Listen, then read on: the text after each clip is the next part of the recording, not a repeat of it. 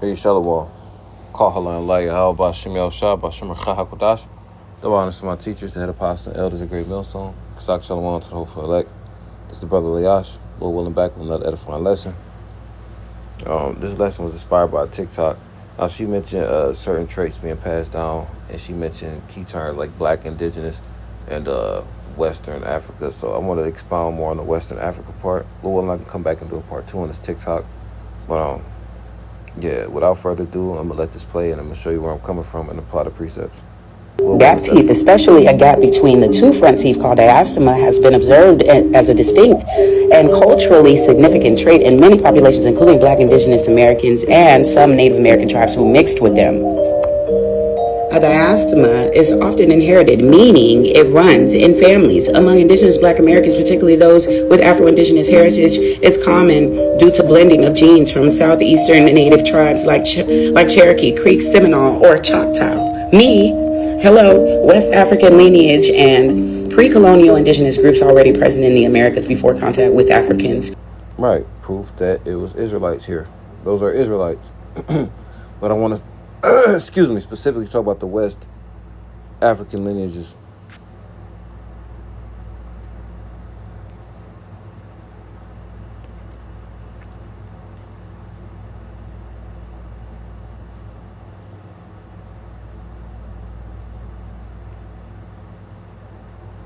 Matthew 24 and 16 says, then let them which be in Judea flee into the mountains. And this is talking about the west interiors of Africa. So going up, the Lord is letting them know what will befall them on the last days. So going up, this is Matthew 24 and 1. And Yahushua went out and departed from the temple, and his disciples came to him for to show him the buildings of the temple. And Yahushua said unto them, see not all these things? Verily I say unto you, there shall not be left here one stone upon another that shall not be thrown down. So Yahushua was prophesying. They were inquiring about the end, and he was giving them a breakdown as to what was coming pursuing the 70 AD, or pertaining to rather 70 AD, and the signs of his return when he came back to actually restore the kingdom.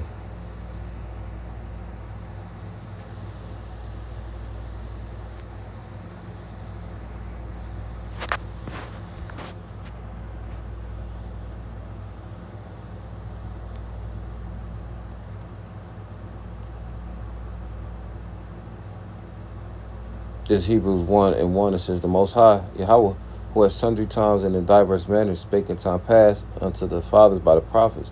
So this is proof that the Lord always used his prophets, and Yahweh being one of them, having these last days spoken unto us by his Son, whom he have appointed heir of all things, but whom also he had made the worlds. So we know that in these last days he has spoken to us by his Son, because when he came on the scene, what did he do? He prophesied. He did miracles. He did the will of Yahweh Shemel Shah, ultimately fulfilling the scriptures. And the Lord appointed heir of all things.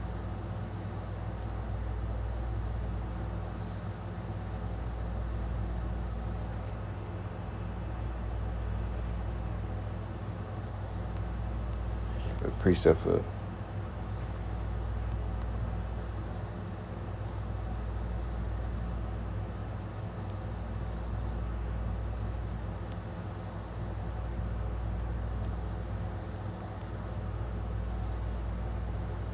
Romans 14 and 11, it says, for as it is written, as I live, saith the Lord, every knee shall bow to me, and every tongue shall confess to the Most High. So that every one of us shall give account to himself to the Most High. It's talking about Yahweh Shai. Philippians also. Philippians 2 and 9, it says, we can start at 6. 5. Let this mind be in you, which was also in Yahweh Shai Mashiach, who being in the form of the Most High, thought it not robbery to be equal to the Most High. So Yahweh Shai being equal to Yahweh It's not saying that they are equal in rank. It's saying that they're one accord. Because when Yahweh Shai prayed to the Lord, Yahweh, and asked if the cup could be removed, it was silence. And he ended up fulfilling the will of the Lord and drinking that cup. So there's proof that they are separate entities.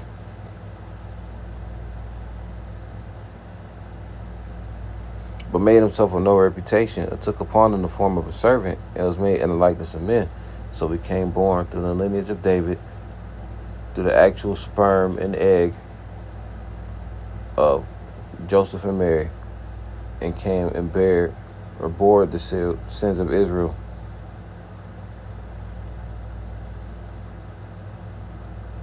And being found in fashion as a man, he humbled himself and became obedient to death, even the death of the cross. Wherefore the Most High have highly exalted him and given him a name which is above every name, so reputation. Because Yahweh Shai is going to be King of Kings and Lord of Lords. That at the name of Yahweh Shai, every knee should bow, of things in heaven and things in earth and things under earth. So the angels, all the nations, even the elect, everything. And that every tongue should confess Yahweh Shai Hamashiach. Hamashiach means the anointed is Lord, to the glory of Yahweh the Father. So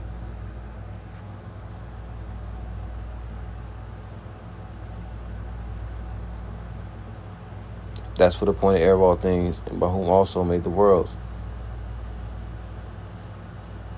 I'm not going to go into an extensive breakdown, but we got to back these things up with precepts. John 1:1, it says, in the beginning was the Word. You see the W is capital. That's an indicator that this is talking about Yahweh Shai.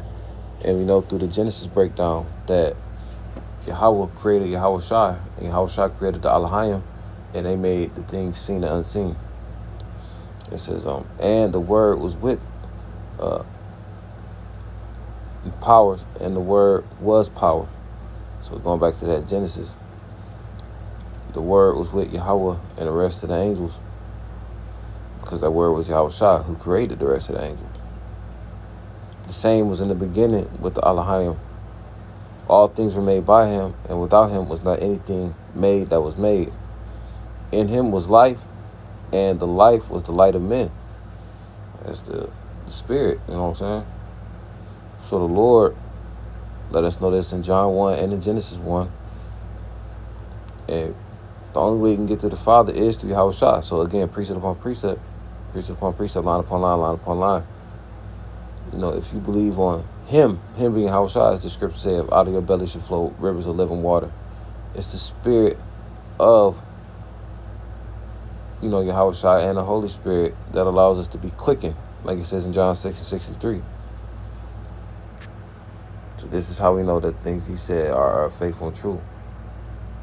So going back to that Matthew 24 and how he prophesied, it's a distinction between the things pertaining to 70 AD and things closer to that time period and the things that will be happening now. So Matthew 24:1, and Yahushua went out and departed from the temple, and the disciples came to him for to show him the buildings of the temple. And Yahushua said unto them, see ye not all these things? Verily I say unto you, there shall not be left here one stone upon another that shall not be thrown down. So the Lord was prophesying about the destruction of Jerusalem. And as he sat upon the Mount of Olives, the disciples came unto him privately, saying, tell us, when shall these things be? And what shall be the sign of thy coming and of the end of the world? So Yahushua was going back and forth between prophesying about, 70 AD and the end. Because he was letting you know about the imminent danger and the things to come, to let you know, like, when I come back the next time, then I will meet your expectations and exceed them. And Yahushua answered and said unto them, take heed that no man deceive you, for many shall come in my name, saying, I am Yahushua, I am the anointed, shall deceive many. Good example, Tazadaki, the man who claimed he was the God-sent comforter, and now was in the spirit world. Going off. And ye shall hear wars and rumors of wars. See that you be not troubled. So right now, we're experiencing those wars and rumors of wars. It was that proxy war between Russia and Ukraine. Ukraine was fighting on behalf of the U.S. And now Russia is coming up against us.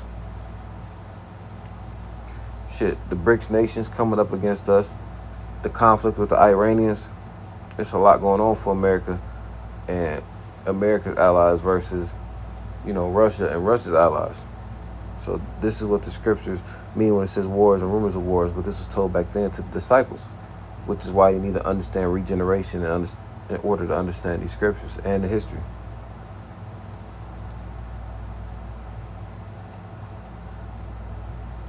And to see that you be not troubled, for all these things must come to pass, but the end is not yet. For nation shall rise against nation, and kingdom against kingdom, and there shall be famines and pestilences and earthquakes in diverse places. So these things are happening now. The division I mentioned against those different countries, Esau against Esau. Famines. We just went into a lesson the other day.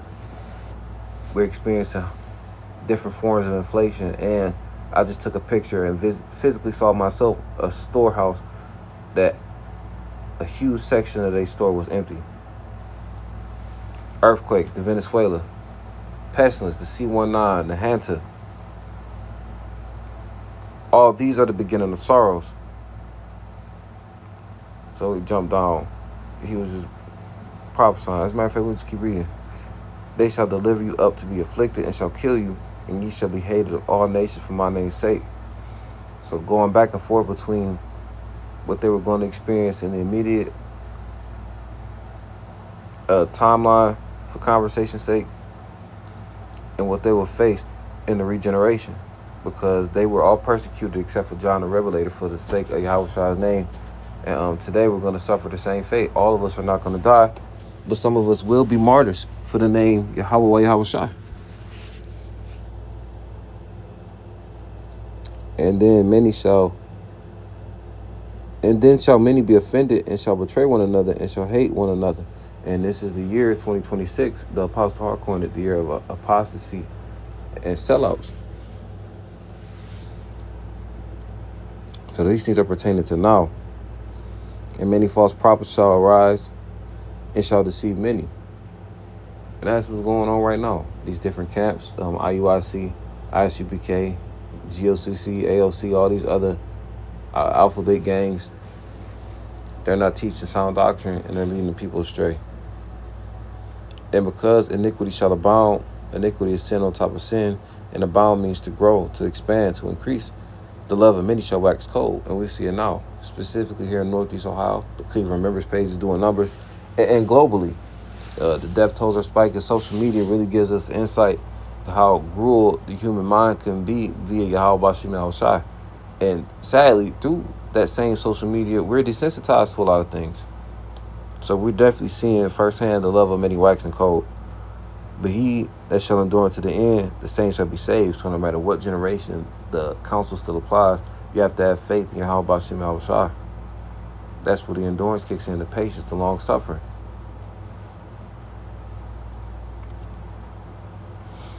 And this gospel of the kingdom shall be preached in all the world for witness unto all nations, and then shall the end come.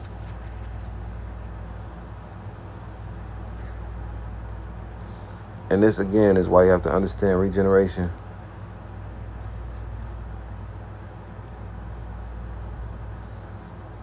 In Revelation 10 and 11, this is Yahushua talking to John. Or no, Salaki, not necessarily Yahushua, but John the Revelator received a series of visions on the island of Patmos, and an angel broke it down to him.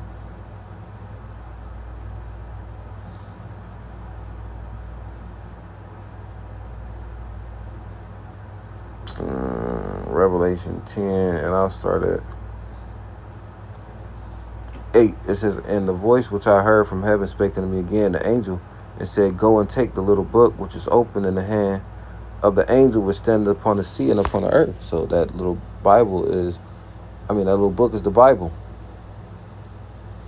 And I went unto the angel and said unto him, give me the little book.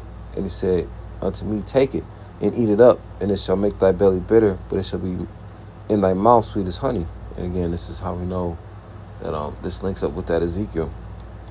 And I took the little book out of the angel's hand and ate it up, and it was in my mouth sweet as honey. And as soon as I had eaten it, my belly was bitter. And he said unto me, thou must prophesy again before many peoples and nations and tongues and kings. So that's how the word is going to be spread throughout all the four corners of the earth. the people being spread out and the word being spread out.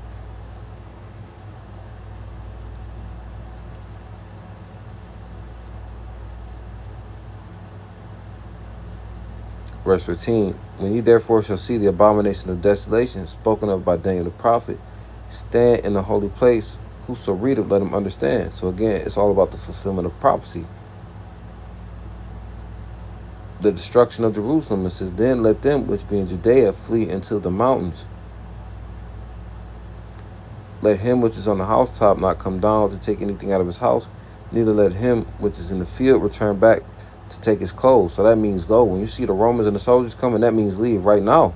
And woe to them that are with child, and to them that give suck in those days. So that applies to 70 AD, but we apply that now, because the time that's worse than 70 AD, pursuant to Jeremiah 30:7, is coming. So point being, 16, let them which be in Judea flee into the mountains.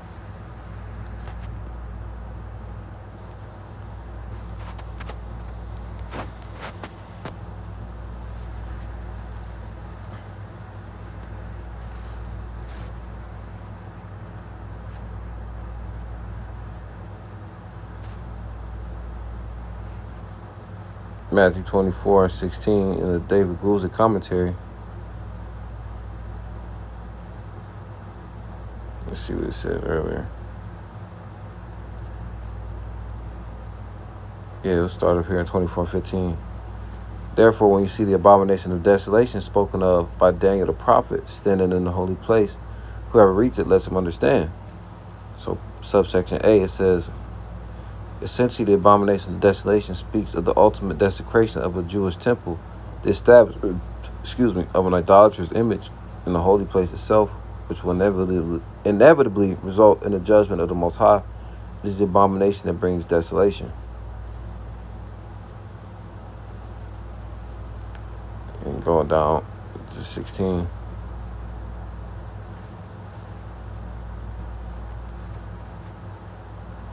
It says, let those who are in Judea flee. These are warnings specifically addressed to Israelites.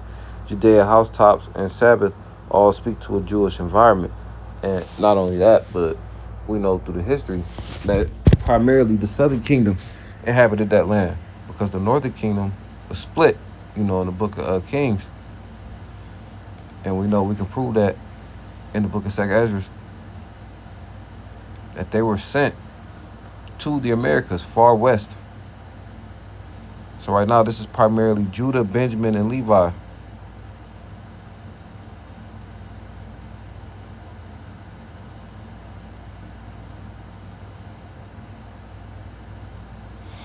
Going back to that Hebrews 1, and to the point about, the northern kingdom and southern kingdom being here mingled in America, but how they got there. This is subsection 2 under A. It says, in the light of the broader context in this chapter, those words of Yahweh should be understood as having primary application to those who see the abomination of desolation in the very last days during the Great Tribulation, events that are yet to occur. So that's the spirit of prophecy, like it says in Isaiah, declaring the things before they happen. It says, yet there is no doubt that in some ways the catastrophe that came upon Judea, and especially Jerusalem in 70 AD, was a prefiguring of that future event, an imperfect foreshadow of the ultimate fulfillment. For this reason, virtually all the Christians fled Jerusalem and Judea in the years leading up to AD 70, when the Roman armies arrived in the area, intent on putting down the Jewish rebellion in the Roman province of Palestine. So another thing he brought out on the line, the Lord prophesied about this via the curses. He said the Lord will send, as a matter of fact,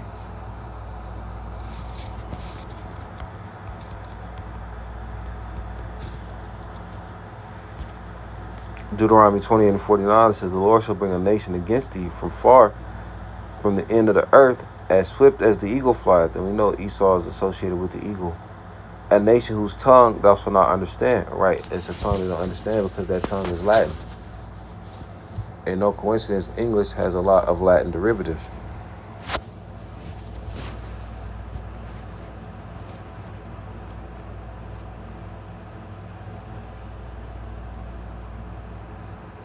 And we know that was Esau because of the statues.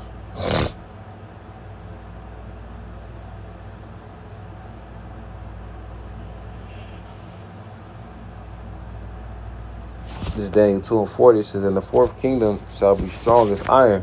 And this is talking about Rome. Because they were strong because of their military force, their use of iron weaponry, and their knowledge of, warfare from the previous kingdoms. It says, "For as much as iron breaketh in pieces and subdueth all things, and as iron that breaketh all these, shall it break in pieces and bruise." So again, through the military might, they achieved their conquest, and then they furthered the Hellenization, but they took it a step further.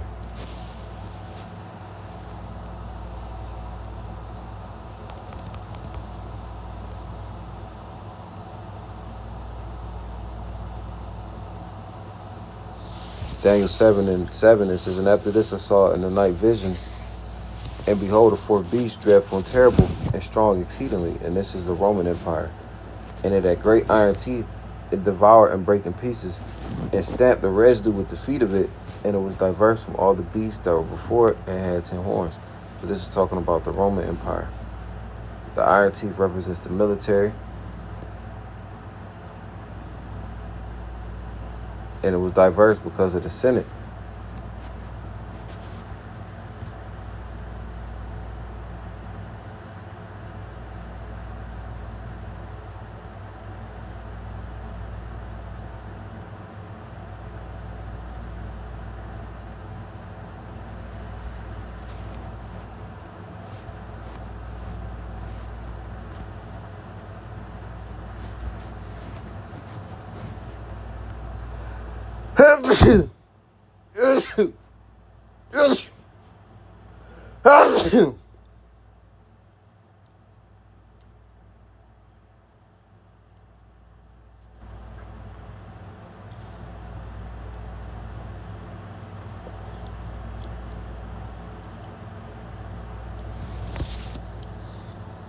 As 1 Maccabees 8:14, it says, "Yet for all this none of them wore a crown or was clothed in purple to be magnified thereby." So they didn't go by a traditional monarchy.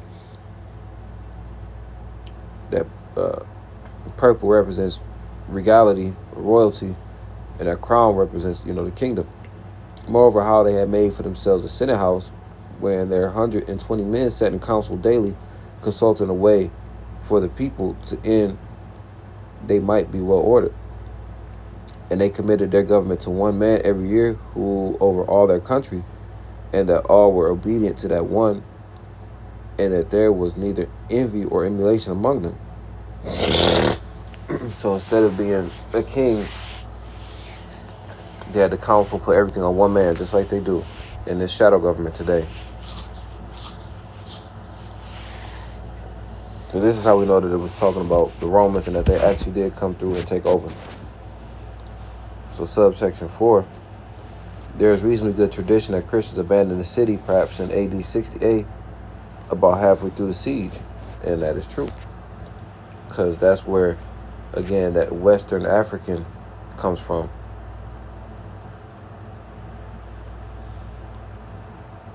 This is going to the mountains. That's the interiors of West Africa.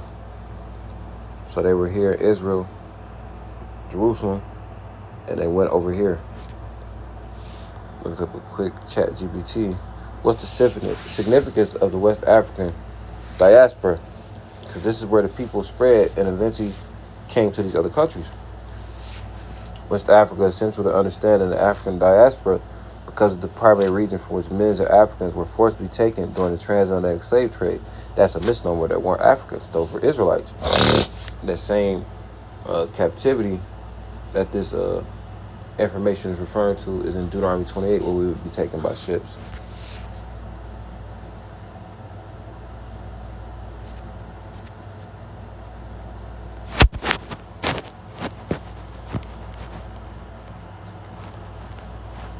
Deuteronomy 28:68, it says, "And the Lord shall bring thee into Egypt again with ships." And Egypt represents bondage.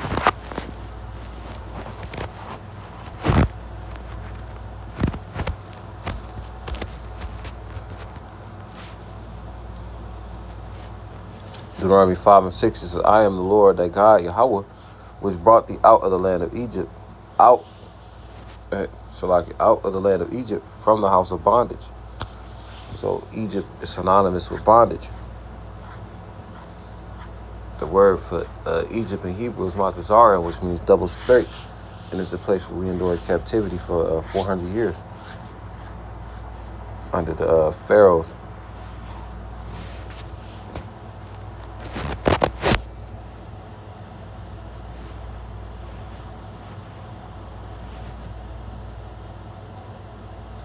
Exodus 20:2, it says, I am the Lord thy God, which have brought thee out of the land of Egypt, out of the house of bondage. So again, precept upon precept, the same thing. Egypt is synonymous with the house of bondage. So, and the Lord shall bring thee into Egypt again with ships, so bring you into bondage again with ships, by the way whereof I spake unto thee, thou shalt see it no more again. It's talking about our homeland, Jerusalem. And there ye shall be sold unto your enemies for bondmen and bondwomen, and no man shall buy you. No man shall buy you because Yahushua is going to buy you, which means redeem. So you're going to be sold unto your enemies for bondmen and bondwomen. That means you're going to be slaves. So West Africa is central to understanding the African diaspora, because the primary region from which millions of Africans, really not Africans, Israelites, were forcibly taken during the transatlantic slave trade. Its significance is historical, cultural, economic, and for many people spiritual, right? Because further up in the chapter, it says that if we didn't obey the voice of Yahweh Bashim al-Shah, that these things will happen. It says, but it shall come to pass, if thou wilt not hearken unto the voice of Yahweh thy power, to observe to do all his commandments and his statutes which I command thee this day, that all these curses shall come upon thee and overtake thee. So this is a result of what happened. And then if you notice, whether it's the curses or whether it's Yahushua speaking directly, is a message being delivered from Yahweh, and then that message playing out. So the people fled into the mountains, the people took heed, and that's how they ended up from the different parts surrounding West Africa, Egypt, to here in the Americas, being sold as bondmen and bondwomen. Its significance is historical, cultural, economic, and for many people spiritual. Here are the main reasons it's so significant. The main source region during the transatlantic slave trade between the 16th and 19th centuries, many enslaved Africans transported to the Americas came from areas that are now Senegal, Gambia, Guinea, Sierra Leone, Liberia, Ghana, Togo, Benin, and Nigeria. And again, we all know that we're scattered amongst all nations. That's how Yahushua was able to blend in when he was being persecuted by Herod, because we're all melanated people. It's the spirit and our customs that separate us from the heathens. And it's Esau's white seed, because he's a rapacious murderer.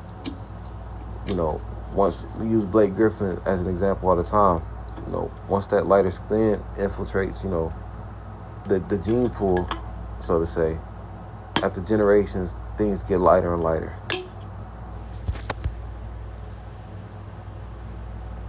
But it says home to powerful civilizations. Before European colonization, West Africa contained major kingdoms and empires such as the Mali, Songhai kingdom. Yeah, that's pretty much the point. So, did a couple Google searches.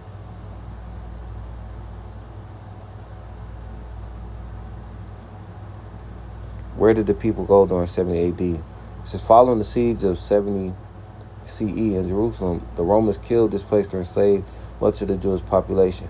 Many survivors fled to communities in Galilee, Egypt, North Africa, Babylonia, and Europe, while others were taken to Rome as slaves. So again,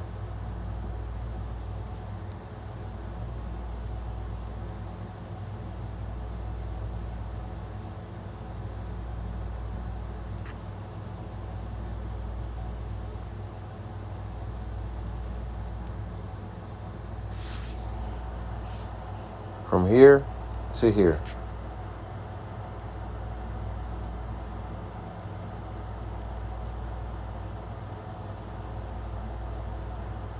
Look, when did diaspora take place? Because diaspora simply means scattered of a population away from their homeland, when it happened depends entirely on the specific group of people you're referring to. So we're going to jump down. I'm going to read 1 and 2. It says, the dispersal of Jewish people happened in several major historical waves over hundreds of years. So that suffix ish means pertaining to. Jew is short for Judah, which is a representation of the southern kingdom, Judah, Benjamin, and Levi. But this is ultimately talking about all Israelites because this is our history. The Assyrian exile around 722 BCE, northern kingdom of Israel was conquered and its inhabitants were scattered across the Middle East. So they were actually scattered and brought over here to the Americas. But again, I'm going to do a part 2 on this. I really want to focus on the southern kingdom. The Babylonian exile. Salakia, during that time they were, because this was the Neo-Babylonian Empire. Eventually the northern kingdom split and then came to Americas. But again, I'm explaining it on part 2. The Babylonian King Nebuchadnezzar destroyed Jerusalem and the first temple, deporting a massive portion of the population to Babylon. It's widely considered the official permanent start of the Jewish diaspora. So this was, again, that Daniel I brought up. These precepts link up. And then the Roman destruction, 70 CE. Following the failed Jewish revolt, Roman forces destroyed Jerusalem and the Second Temple, actively driving Jews from their homeland and accelerating their spread throughout the Mediterranean and Europe. And then, of course, the African diaspora, a result of being those Israelites who fled into the mountains, primarily the southern kingdom. The dispersion of African peoples across the globe occurred primarily through waves of forced migration. The transatlantic slave trade, 16th to 19th century, and that's that 350-year period, the 3.5 years. This is the most widely recognized creator of the modern African diaspora. Over 12 million enslaved Africans were forced to be taken from their homelands, mostly West and Central Africa, and transported to North America, South America, and the Caribbean, right, to serve captivity. Other historic trades, the Indian Ocean and the Trans-Saharan slave trades also displaced roughly 12 million Africans northward and eastward between the years 1500 and 1900. So again, those are Israelites, because Hamites didn't suffer the same things we would suffer via the curses.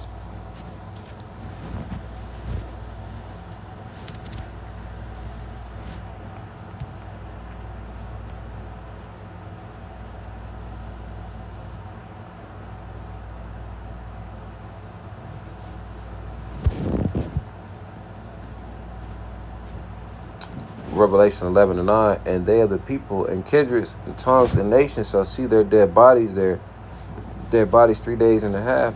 It shall not suffer their dead bodies to be put in graves. Let's chiefly start with Esau, Edom. You know, he knew who we are, but him and the other nations between the Psalms 83 made a tumult, an angry gathering, and made a covenant to keep our identity a secret. So we're spiritually dead from the neck up, because those who wander out of the way of understanding are in the congregation of the dead. So we weren't physically dead, we were spiritually dead because we're separated from our power. And that 3.5 days represent the 315 years, roughly from 1619 to 1970, when Abba Bivens came on the scene and brought the truth back to the earth. Again, between the Malachi, that's John the Baptist restoring the children to the Father. And they that dwell upon the earth shall rejoice over them and make merry, Esau and other nations, and shall send gifts one to another. We were those gifts, the form of slaves. It shall a boy for a harlot and a girl for wine. It says, because these two prophets tormented them that dwelt on the earth, and after 3 days and a half, the spirit of life from the Heavenly Father entered into them. Right, because after the 3.5 years, Abba Bivens came. It says, and they stood upon their feet, and great fear fell upon them which saw them.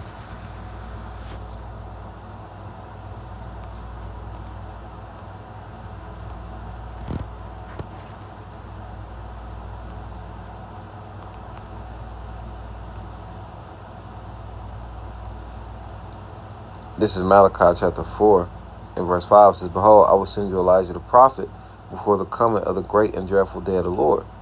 So we know Elijah hasn't been alive all those years. So regeneration again. And he sent him via Abba Bivens after that 3.5 years, 350 years of slavery, when he was a part of the commandment keepers. You know, the truth was brought back to the man, and he, you know, capitalized off that, Salaki. But it says, and he shall turn the heart of the fathers to the children, the heart is mine, and bringing back the precepts, stirring up that pure way of remembrance in the heart of the children to their fathers, lest I come and smite the earth with a curse. So again, these things happen all for prophecy's sake, and it's no coincidence that the scriptures line up.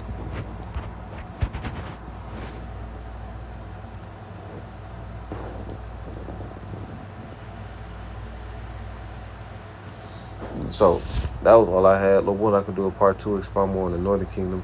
Lord willing, this lesson was edifying. And again, people are quote unquote on a level when it comes to history, but they don't give credit to Yahweh Shem Shai. It's cool to know about the gaps and all that, but do you ultimately know why and how those people ended up, intermingling? Did you know that the pedigree of an Israelite, it goes back to the father, so there's no such thing as mixed.